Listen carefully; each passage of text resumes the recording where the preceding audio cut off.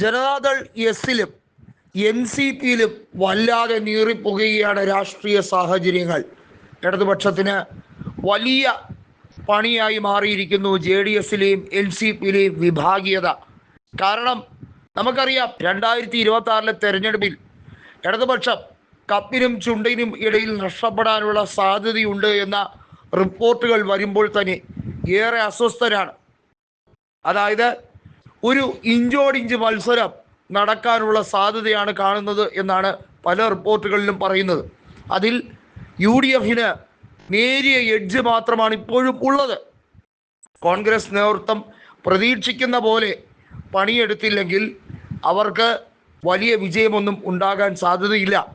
ഇപ്പോഴത്തെ ഭരണവിരുദ്ധത അത് കൃത്യമായി മുതലാക്കാം എന്ന് പരിപൂർണമായി കോൺഗ്രസ്സുകാർ വിശ്വസിക്കുകയും വേണ്ട.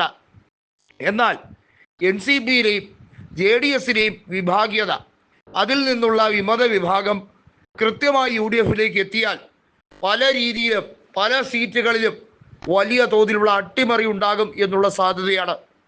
നമുക്കറിയാം, മാണി സി കാപ്പൻ നേതൃത്വം നൽകുന്ന ഇപ്പോഴത്തെ രാഷ്ട്രീയ പാർട്ടി അത് എൻ സി പിയുടെ ഒരു ഫാക്ഷനായാണ് യു ഡി എഫിൻ്റെ ഭാഗമായി ചേർന്നത്. 2021 നിയമസഭാ തെരഞ്ഞെടുപ്പിൽ അദ്ദേഹം 16,000-ൽ പരം വോട്ടുകൾക്ക് ജോസ് കെ മാണിയെ പരാജയപ്പെടുത്തി. എന്നാൽ ജെ ഡി എസിൽ തന്നെ നിൽക്കുന്ന മാത്യു ടി തോമസ് ശക്തമായ വിയോജിപ്പാണ് മന്ത്രി കൃഷ്ണൻകുട്ടിയുമായും ഇടതുപക്ഷ നേതാക്കളുമായും കൃത്യമായി പാലിക്കുന്നത്. CPIM തിരുവല്ല നേതാക്കളുമായും ശക്തമായ വിയോജിപ്പ് കൃത്യമായി രേഖപ്പെടുത്തിക്കൊണ്ടാണ് ഇപ്പോൾ മാത്യു ടി തോമസ് മുന്നോട്ട് പോകുന്നതും. അതുൾപ്പെടെയുള്ളത് രാഷ്ട്രീയ വിഷയമായി ചർച്ചയാകും. കൃത്യമായി പറഞ്ഞാൽ ആന്റണി രാജു എന്ന തിരുവനന്തപുരം MLA ഉൾപ്പെടെ ചാക്കിട്ട് പിടിക്കും എന്ന് വീരവാദം മുഴക്കി എന്നാണ് നേരത്തെ കുട്ടനാട് MLA ആയ തോമസ് കെ തോമസിനെതിരെയുള്ള വിമർശനാത്മകമായിട്ടുള്ള കാര്യം. എന്നാൽ അദ്ദേഹം അത് നിഷേധിച്ചെങ്കിലും ഇപ്പോൾ തോമസ് കെ തോമസും മാണി സി കാപ്പനും ചേർന്ന് കൃത്യമായും യു ഡി എഫിൻ്റെ പക്ഷത്തേക്ക് തന്നെ നിൽക്കേണ്ടതിൻ്റെ അനിവാര്യത ഉറപ്പിക്കുകയാണ്. അങ്ങനെ വരുമ്പോൾ നിലവിലെ എൻ സി പിയുടെ നേതാവായ ശശീന്ദ്രന് വലിയ തോതിൽ പണിയാകും. അദ്ദേഹത്തിന് ഇനി ഏലത്തൂരിൽ മത്സരിക്കാനുള്ള സാധ്യത കുറവാണ്. മത്സരിച്ചാലും ജയിക്കാനുള്ള സാധ്യതയുമില്ല. അതായത് എൻ സി പിയുടെ ഔദ്യോഗിക ഘടകം അത് മഹാരാഷ്ട്രയിൽ അജിത് പവാർ വിഭാഗത്തോടാണ്. അവർ BJPയുടെ കൂടെയാണ്.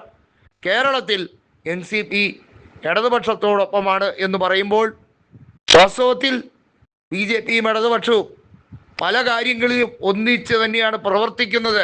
രഹസ്യ അജണ്ടകൾ പലതും ഉണ്ടെങ്കിലും ഇത് അണികൾക്കിടയിൽ വലിയ പ്രശ്നത്തിലേക്ക് നീങ്ങും എന്ന് നന്നായി അറിയാവുന്നത് കൊണ്ട് തന്നെ ശശീന്ദ്രന് രാജിവെച്ചൊഴിയുകയല്ലാതെ മറ്റു നിവർത്തിയില്ല.